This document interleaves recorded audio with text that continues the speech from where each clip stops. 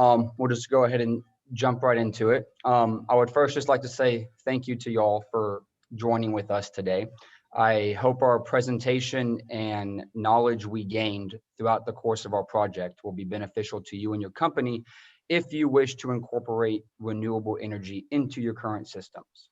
Myself, James Daly, along with Abdullam Al-Sati, Blajay Kazaizik, and Jawad Shukri, will be presenting on how we went about setting up our solar system and provide valuable insight into what you need to consider if you wish to implement a similar system onto your current wells. We'll be presenting on how to store energy and save marginal well electric costs. Going into our outline now of our presentation, we'll start with the objective of our project, followed by an introduction on solar energy, as well as what type of wells our system will be applied to. Next, we will go into our initial solar system design and the aspects of that, including different components that comprise of it, the calculations we had to perform to create our system, as well as the economics to determine the payout period and to see if this would be a viable option to move forward with. After, we will move into the challenges we faced with our first system we created and why we decided to pursue an alternate route. Next, we will go over our new system design and all the aspects of it. Then we'll give a short, concise analysis on all the concise analysis on the two different systems. And finally, the conclusion. And if y'all have any questions throughout the presentation, feel free to ask. And if not, we will have a questions portion at the end. Moving into our objective. So our objective for this project is to create a solar powered system to run a marginal well in a solution gas drive reservoir.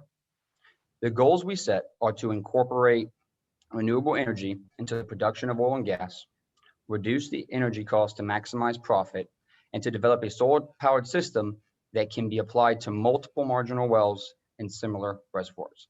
Blajay will now move on to the introduction. So what is a marginal well?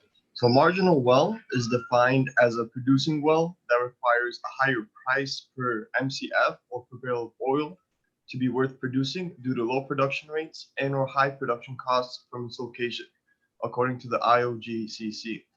Additionally, a marginal well becomes unprofitable to produce whenever oil and gas prices drop below its crucial profit point.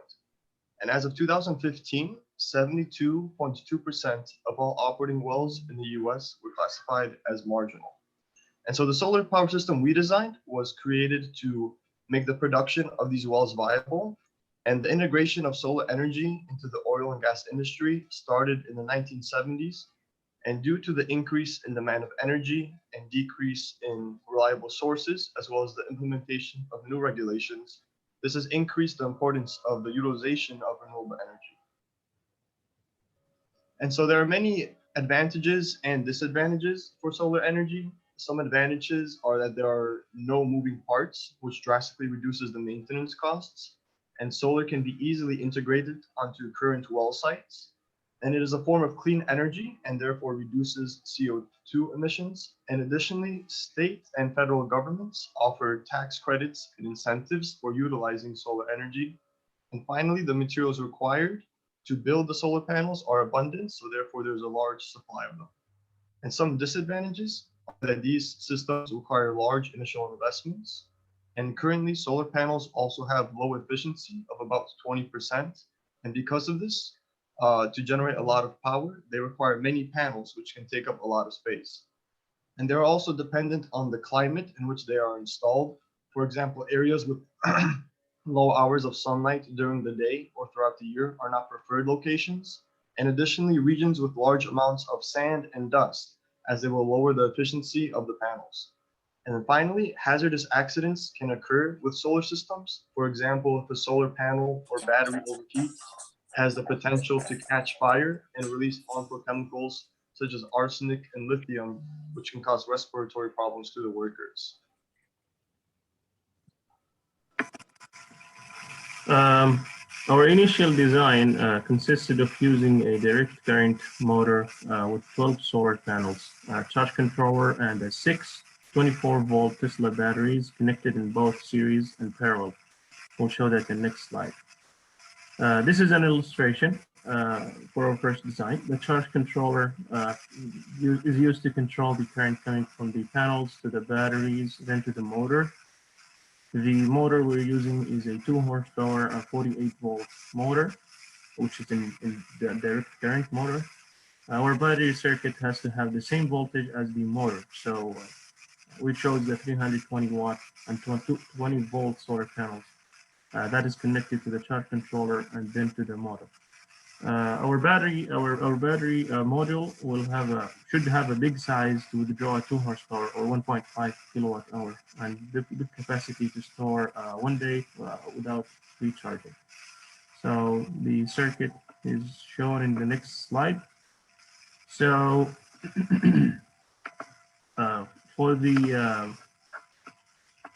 this is the first design we have, which is the battery circuit.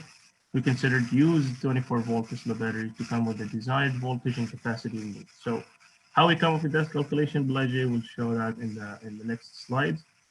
And connecting the batteries in parallel versus series will result in different outcomes. Just mention that in short. We will increase the voltage with constant capacity if we connect the batteries in series. On the other hand, we will increase the capacity, will remain at constant voltage if we connect the batteries in parallel. This design lasts for 1 day of autonomy, like 1 day without sun. And we need to come up with this configuration that will sustain a 48 volt and a minimum of 545 amp hour. So we come up with that design. So we made 3 arrays in parallel. Each one has 2 batteries in series to come up with a total of 750 amps hour capacity. So over. Okay, 1 second. We've got a question from JW. JW? He raised his hand, or she. They raised their hand, I should say. Okay, they didn't unmute themselves. All right, so continue on. Sorry, guys. No problem. So the second illustration configuration we had was to consider a deep cycle lithium battery. So this is an alternative solution. So the main difference is the depth of discharge. So in the deep cycle battery, we can consume up to 100% of the energy stored in the battery. In regular battery, we can only use like 60 to 70% of that energy stored. In this case, we only need a 400 amp hour capacity. So deep cycle batteries, they have a more life. They have also they recharge faster.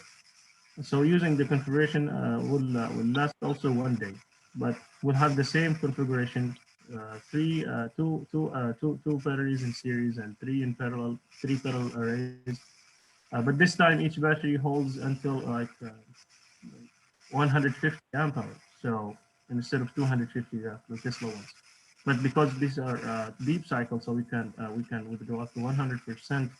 But that will have negative effects that will reduce the life of the battery, the expected life. So we should pay attention that the deep cycle batteries are more expensive, as shown here. The cost is like 8,400 compared to the previous one, which was 6,600.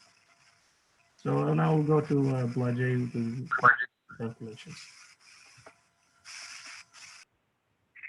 Darlene has a question. Go ahead, Darlene. You're already unmuted. You don't have to raise your hand. What I'd like to ask is showing 2 different scenarios. The 6600 scenario, which is with the Tulsa batteries, I suppose. Darlene, Yeah. I don't think I can hear you very well. Your speaker's a little a lot fuzzy. A lot further, hold on. Okay. Try it again now. Oh, she went and got something. Can you hear me better now? I can kind of get what you're saying, but not much. I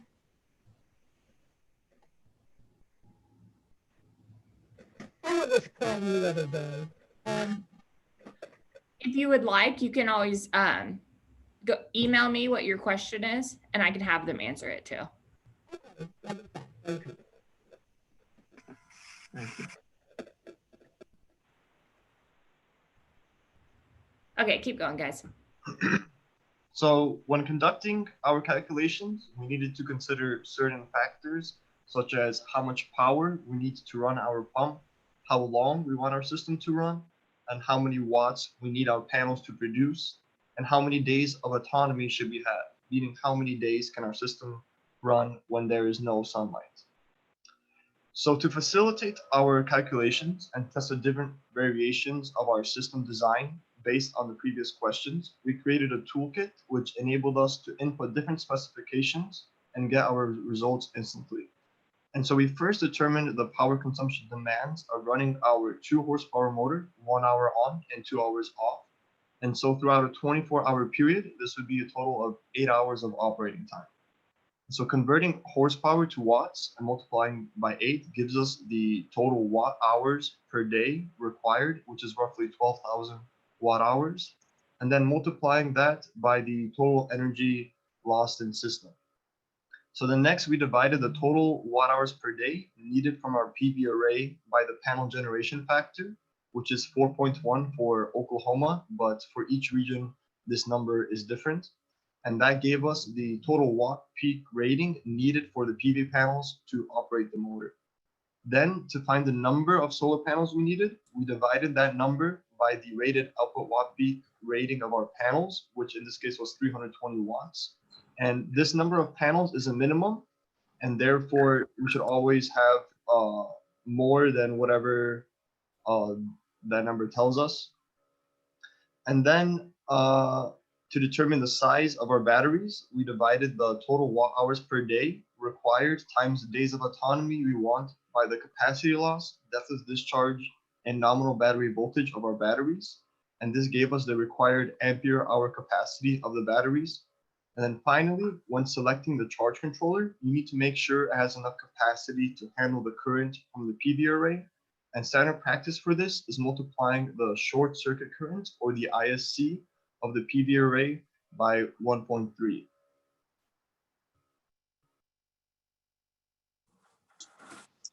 So this is the economic analysis that we did for the DC motor system, which includes the battery storage. So from the previous calculation slide, it shows that we need at least 12 solar panels to run our system. So the total cost of the solar panel for that 12 unit is $2,880. And then the total cost of 6 Tesla battery will be around $8,000. And the battery, as you see, is the most expensive component here. And it has been our challenge that we have since the beginning. And we also have the charge controller that costs around $700. And then we also have the 4 inches diameter of 21-foot long pipe that we gonna use as our main pole. That main pole gonna stick onto the ground vertically, and that costs us around $800. And the last cost will be the miscellaneous. This includes wiring and fuses and anything that gonna keep the battery safe. And this miscellaneous cost is we put in around $800. All of these components, they add up to total initial cost of around $14,460. And the battery is the most expensive component in this system. For the salvage value, we don't really have the exact salvage value, but we assume it to be 20% of whatever our total initial cost is. And it came up to be around $3,000. So this salvage value includes anything that we can resell or anything that we can gain profit from at the end of the life of our system. For example, like metal scraps or wiring or any reusable components that we can sell. And for the minimum rate of return, we assume 1.15%. And this initial rate of return means that if we can get the initial rate of return to be higher than this minimum rate of return, then this project will be feasible. Also, the minimum rate of return, the MROR, is used to assign the time value of money for each cash flow that I'm gonna show the next slide. For example, if the cash flow is farther away from the present day, we will assign a lower value compared to the cash flow that is closer to the present day. So if we save $750 from the electricity tomorrow, that value is assigned to be less in the next few years based on this MROR. And this is known as the discounted cash flow, which is used in the calculation of the net present value, NPV. And it also accounts for the risk of the investment. And for the 8 hours of operating, the total electricity cost that we save per month using this solar energy is $750 per month. We go to the next slide. So this is the cash. Jean has her hand raised again. Go ahead and unmute yourself. Let's see if your audio works now. Can you hear me now? Yeah, we still probably won't be able to tell what you're saying. I reconnected it and it said it went just fine. But okay. Thank you. Okay, keep going, guys. So this is the cash flow diagram of our system with the battery. At the 0 month, you can see the initial cost is $14,460, and it is denoted as negative as we are losing the money due to investment that we made. And then at the month, the starting month of one, we are then saving $750 per month of electricity due to the solar energy that we use to run the pump. We also assume the battery life to be around 10 years, which is typical for most solar battery. And that means our system will continue to run until the end of the 10 years, and when we have to replace the battery. If you notice at the end of the total 10 years, that is 120 months, we add up the salvage value and the electricity cost together, and that results in $6,700 of profit gain. For the cost of the total 10 years, this system has a net present value or NPV of $34,900. This NPV value is calculated using discounted cash flow, which means that we are assigning less value to the electricity saving as the time gets further away from the present day. So if we bring all the discounted cash flow and subtract the initial cost from it, the total saving of electricity for a period of 10 years is around $35,000.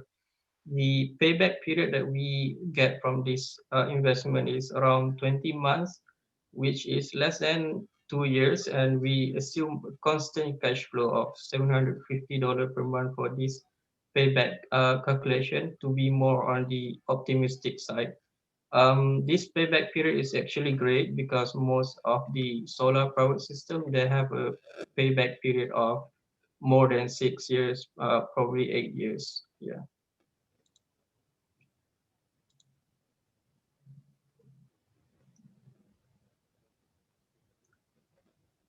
James, I think you mute yourself. Hello, yeah, sorry about that. So we just kind of gave you all a brief overview of what our initial design was, everything that went in. I think Roger has a question. Go ahead, Roger. What'd you use for your cost kilowatt hour for your computations?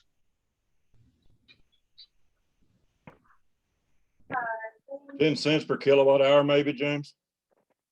Yeah, I believe we spoke with Professor Stafford. He had given us a rough estimate of $750 per month, simply because we found it challenging to get with a provider to get exact data and cost. Okay. So 10 cents, you think, for kWh? Yes, Okay. according to Professor Stafford. All right, great. Go ahead, guys. Okay, yeah, so as I was saying, we just kind of went over our design and kind of went over everything you need to consider whenever you're looking at this, incorporating it, looking at the financials, different components, and all of that. And now I'm going to talk at the main challenges we faced with this initial system and why it kind of caused us to look in a different direction. So the main challenges we faced were basically exclusively related to the battery aspect of our design. The first challenge we faced was being able to store substantial amount of energy in order to continue producing during extended periods of no sunlight. This was difficult because finding batteries with enough amp hour capacity to power the system during days of autonomy, it was very hard to find them. This is an issue because your battery circuit needs to have the same voltage as your motor. And since our motor was 48 volts, we needed our battery circuit to have a voltage of 48 volts. We attempted to find a 2 horsepower DC motor that was 24 volts, but throughout all our research online and everything, we could not find a DC motor that was 2 horsepower that was 24 volts. We came across the Tesla modules that were rated for 24 volts and 250 amp hour.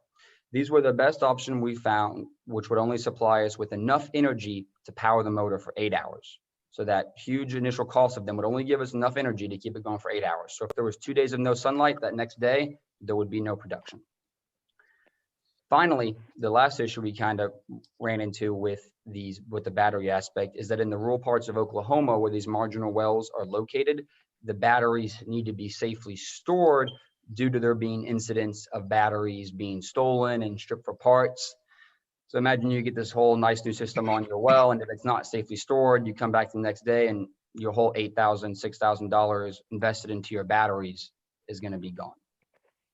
Another reason we came to the conclusion to not incorporate batteries is after speaking with Professor Stafford, he explained to us that in these solution gas drive reservoirs, if there is extended periods of no production, that fluid in the well isn't going to go anywhere. When the unit comes back online, when the sun does come back out and you do get some more power, it will just unload more fluid than usual and make up for some of the production it missed for its days off. I'm now going to go into and give you all a brief introduction into our new solar system design. So what you see here is not actually how the design is going to be set up. Obviously, it won't be connected to a water pump, but this just kind of demonstrates it in a very clear and concise way.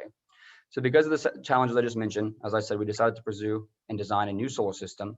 We decided to not incorporate batteries and move towards an AC motor so that the operators would not have to install a DC motor on their pumping units. Throughout our research, we also came across a PicoCell 3500, which will act as our charge controller. And then since the panels output energy in DC, it also works as an inverter to convert it to an AC current. And the PicoCell itself also has some capacity within it to help with the initial energy requirements to start the pumping unit up after it's been off. So since we are not going to incorporate batteries, we decided to use more panels, 16 in this case, to account for cloudy days where there is not backup energy in the batteries that we can pull from. If it's a cloudy day and we need sufficient energy, we decided to add on more panels. In the next slide, we're gonna show you just a brief video of us testing our system. It's not connected to a well by any means. This is at North Campus, but we just wanted to get it all hooked up to the PicoCell, get the solar panels attached, put it on a water pump, and just see it pump some water. So this is kind of like when we install it on the site, it will look obviously different, but this is kind of just showing you that the system does work. It does power. I believe our rough calculations when they were doing this to see how much horsepower it was drawing was around 0.5 horsepower for this, and the PicoCell itself is rated for maximum 3 horsepower motor on it.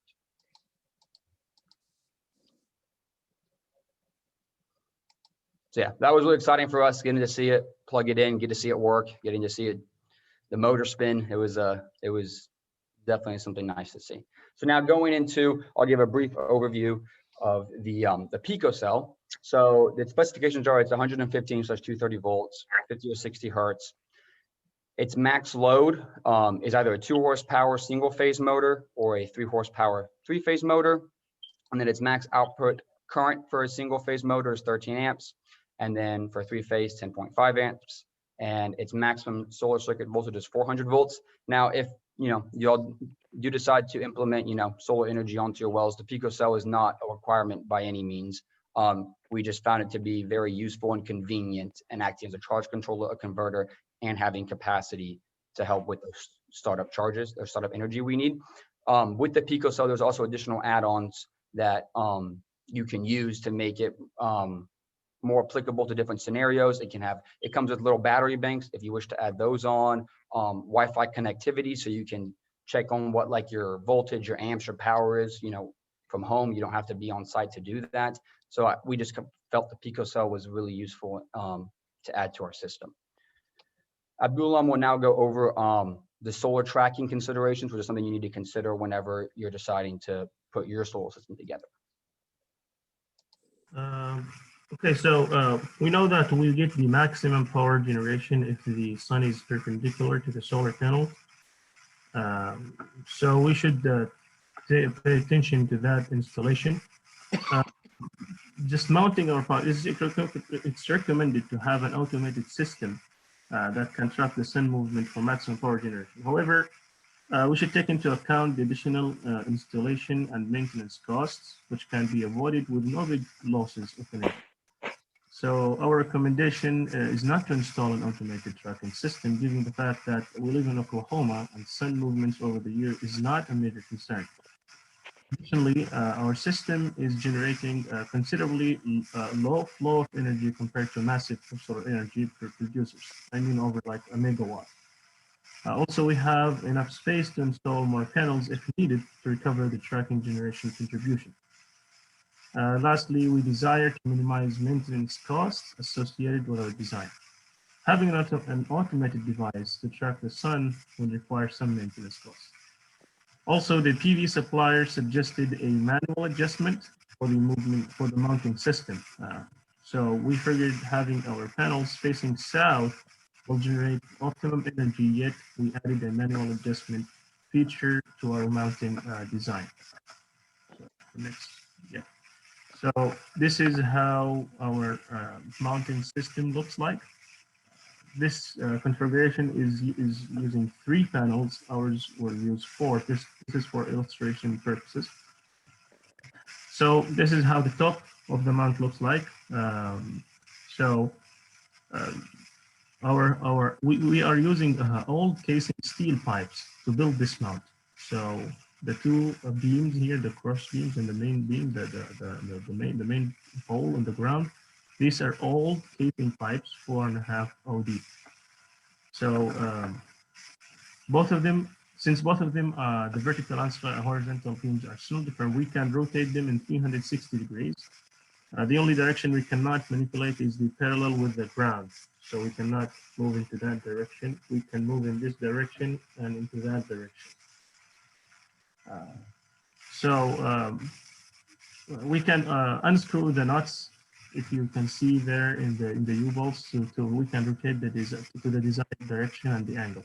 And if we want to fix that direction, we just screw the nuts again. This process can be done on a daily basis, but we don't recommend so if we want to go from east to west. But we can use it during the seasonal. So from summer to winter, we can rotate the angle of the sun because the east and west will change in the summer and winter. Going to the next slide.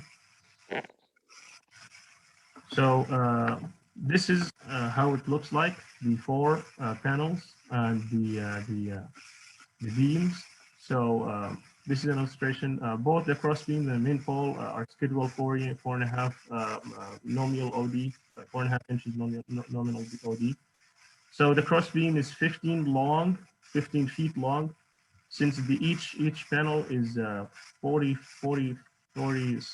inches wide, so that will add up to 160 inches. That's around 13 feet long. And then for these additional, between each solar panel, they're 2-inch wide or 1.5 inch wide to install the panel on that pipe. So we will have 2 areas in parallel, and each area will consist of 8 panels in series. So the main pole will be cemented to the ground, and Abdul Jawad will talk about the cementing in the next slide. This slide is just to show how we determine our main pole structure at the well site. So we're gonna have 4 main poles that have to be stick vertically on the ground, and each of the main pole will hold a PV array, and each of the PV array will contain like 4 solar panels. The assumptions or the rule of thumb given by our SunRack installation manual is that the pole should not extend more than 6 feet above the ground. This is due to the stability issue. And we also have to consider for the wind speed. So it's either 90 miles per hour or 120 miles per hour of wind speed. And we decided to account for the worst case scenario, which is the 120 miles per hour of wind speed. And since the dimension of our pole, the total length of our pole is 8 feet, we decide to set 4 feet of depth in the ground, and we're gonna leave another 4 feet above the ground.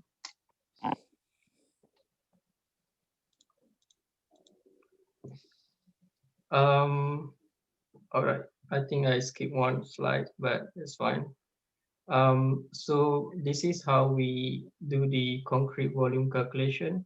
As I mentioned before, there will be 4 solar panels on each of the PV array or each of the module, and the total area of each of the array, we will use it to determine how much concrete we need per hole. So our calculation shows that the total area of each of the module consisting of 4 solar panels is equal to 6.8 meters squared.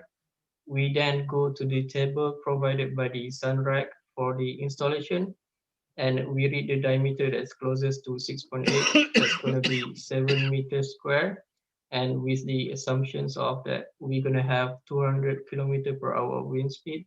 The whole diameter that we need is 0.7 meter. So we do the calculation of the concrete volume that we need for each hole, and we assume 4 feet of depth in the ground. So that's going to be around 0.46 meter cube, which is equivalent to 125 gallons of concrete that we need for one pole. Then we go to the next slide.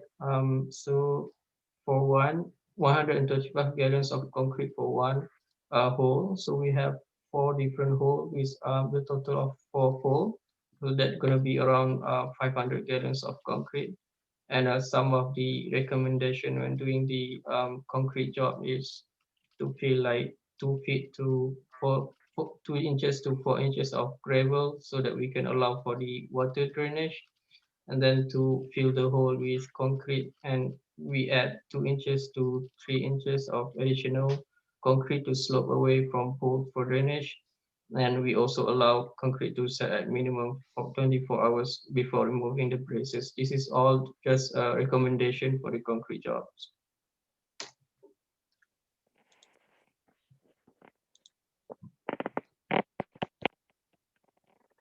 So in our new solar system design, we no longer incorporated batteries, so we do not need to include days of autonomy into our calculations.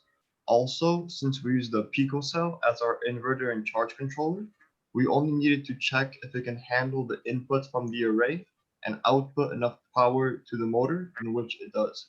So therefore, the only calculations we had to do was determine what types of panel to use and how many of them we need. So since our power requirements did not change from our original design to our new one, we used the same inputs in our toolkit and came up with the same results. However, we decided to go with 16 panels in our design to account for losing the energy storage we would have by using the batteries. And so these extra panels will enable us to run the system on days where it might be cloudy. And so when we calculated the total energy lost in our final system, we calculated it to be 1.8, and plugging that into our toolkit, it calculated that we needed 16 panels. So therefore, we concluded that going with 16 panels was the correct choice. So now Abdullah will go deeper into the efficiency calculations. So the efficiency for our final design is calculated in this toolkit. We found it by dividing the energy we're getting from the sun, and then with the amount of energy loss at each and every component. So we started at the solar panel.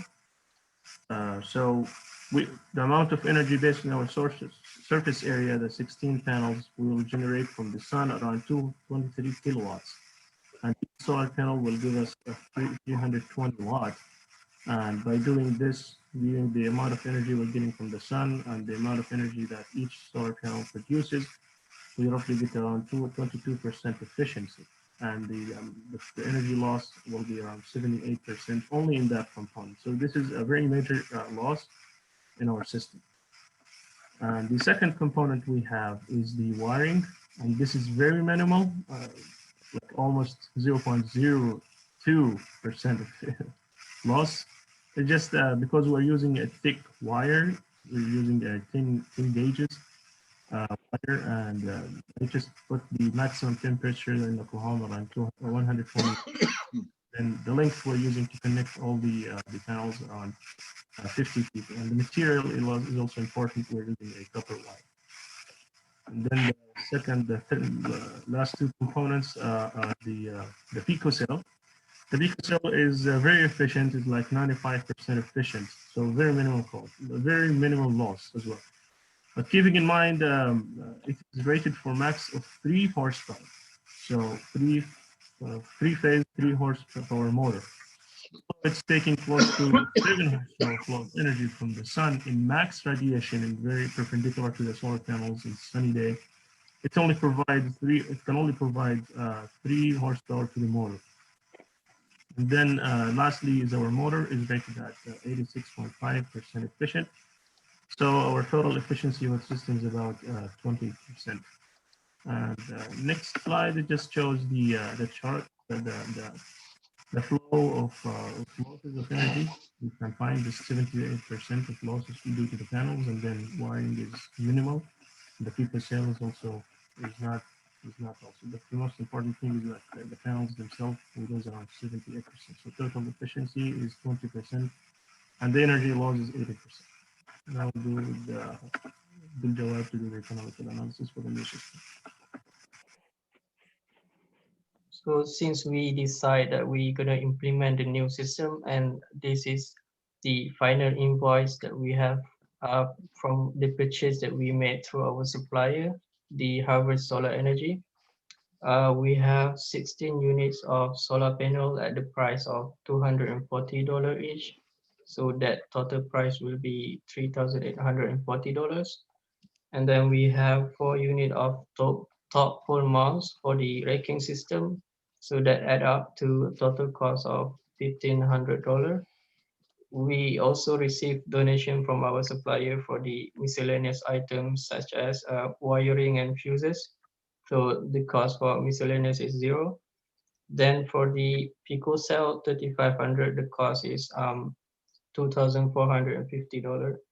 And we also have 2 units of 21-foot long pole for the vertical part of our mounting system, and that costs us around $580. The total cost that includes shipping is around $8,500, which is half of the price of our initial system, which includes the battery. So the current payback period is around 16 months using this new system, and it includes some assumptions. And we will go into detail into the economic analysis after this slide. So using the invoice, we proceed with the economic analysis for our new system that we already implemented, which is the AC motor system that does not use battery as a storage. So for this system, we use 16 solar panels to run the system. So the total cost will be $3,840. So we use 16 solar panels instead of 12 so that we can account for the system loss and efficiency. This system also uses no battery. So if you can see, the cost of battery is now 0. We also have the Pico cell 3500 as mentioned before, and that cost is around $2,450. We're still using the same top of pole mount and the 4-inch diameter pipe, and the cost for both components stay the same. So we also account for the shipping costs, as you can see in our invoice. You have $200 of shipping costs. We also received some donation from our supplier, as I mentioned before. So the total initial cost add up to around $8,570. And through this system, we are able to reduce the cost by half compared to the system with the battery. We have a question. Go ahead, Roger. Yes, one quick question. Do you have an installation cost? These look to be all materials. Is there an install cost then too that goes in your calculation? So right, I can answer that, Gerard, if you want. For right now, speaking with Professor Stafford, we plan on putting this on well site for an operator, and our plan is to get with them. And since we're giving them kind of this design and this setup at no cost to them, that they would take care of installing it, doing the post hole digging, putting the cement in, installing that. We'd obviously be there for all of it, but that was our plan for our project, was not to have to pay for that. But obviously in the future, if people did James, I wanna- think what he's wanting to know is how much is it going to cost for him to have it installed if he Okay. were to do this at his place? I do not believe we have an estimate for that, because we're not going to run into that issue with how we were planning to proceed with our design. And Actually, I think a better answer would be we'll keep track of our hours and then apply an hourly rate and come up with that. But that was my original, that was my. I thought that was your answer. Yeah. Thank you. Yeah, Okay. that's what I meant to say. Well, if y'all need any other locations to be donated for this to be tried on, I think we can find several for you. So, We're more than happy to. Jawad, you can, unless you have any more Sure. questions, Jawad, you can continue. Great. So the salvage value is still 20% of our total initial cost, which is around $1,700. And the minimum rate of return is still the same, 1.15%. Now, because we are not using the battery as storage, we reduce our operating hours to 6 hours instead of 8 hours, so that we can account for that absence of sunlight. And this causes the total electricity that we save per month using this new system to be somewhat lower than before. So before we save around $750 per month, but now because the operating hours is reduced, we are saving less, which is $560 per month. We're gonna go to the next slide. This is the cash flow diagram for our new system without the battery. So at the 0 month, the initial cost is reduced to $8,570. And again, this is denoted as negative, as we are losing the money that we invest. We are then saving $560 per month of electricity, because we are using the solar energy to run the pump. And since we are not using any battery, we do not have to worry about replacing the battery every 10 years or something like that. So the system now can run for over 25 years. And this is because we only need to account for the solar panels lifespan, and the solar panels have lifespan of around 25 years. So we add up the salvage value and the electricity cost together at the end of the 25 years. That gives us a profit of $2,270. And for the course of 25 years, this system has a net present value of $38,800.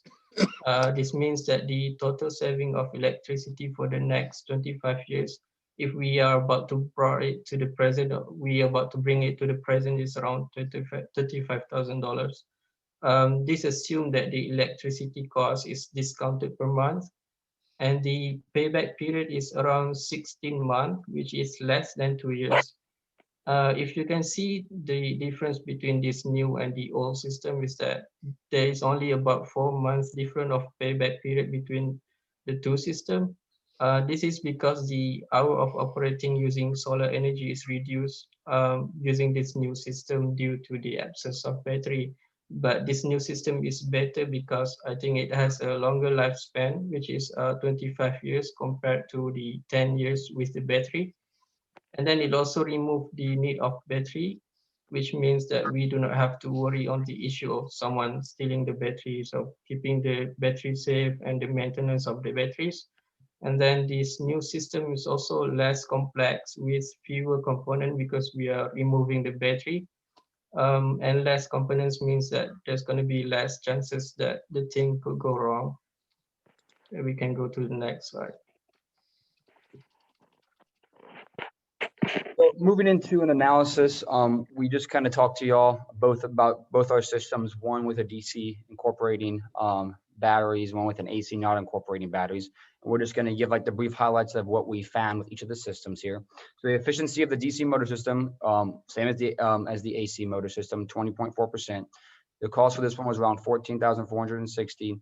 The payback period of 20 months. And this, with the battery system installed, that could account for 1 day of autonomy or 8 hours of production. The pros of the system, obviously, that it has the battery storage and allows for reduction during days of no sunlight. The cons are the cost is greater and would have to install a DC motor on the well rather than use an existing motor, or you would have to also input an inverter, which will lower the efficiency of your system altogether. Moving on to the next slide where we have our AC motor system. So efficiency, as I said, was the same. The cost was $8,570, payback period of 16 months, 4 months less than the other one. And as Jawad said, that was due to the fact that it wouldn't be running as much. So the savings on electrical costs wouldn't be as much. That's why we're not seeing a much lower payback period. The pros to this one, obviously the cost is less. It allows you to utilize the existing motor on well, and it has easier installation. Cons, however, is there is no battery component, which means that there will be days where the motor is not running. So now moving into our conclusion. So in conclusion, we believe that the two systems above are viable options for marginal well producers wishing to reduce their operating costs. Of the two, we found that the AC system without the battery to be the better option due to the substantially lower initial investment, as well as the ability to utilize the existing motor. Based on the economic analysis, although there was a large initial investment, the payout period is reasonable, as most solar projects, as Jawad said, have a payout period of 5, 6+ years. The installation of the system is fairly simple and not extremely time consuming. If operators wish to incorporate batteries and can afford that large initial investment of including batteries, then it can be added on to our final design using the PicoCell 3500, as it has an inverter and AC mode. We still believe batteries have too much issues with them that don't outweigh the benefits. Finally, we would like to say thank you all for listening to our presentation and hope you found it enjoyable and the information useful, and hope you are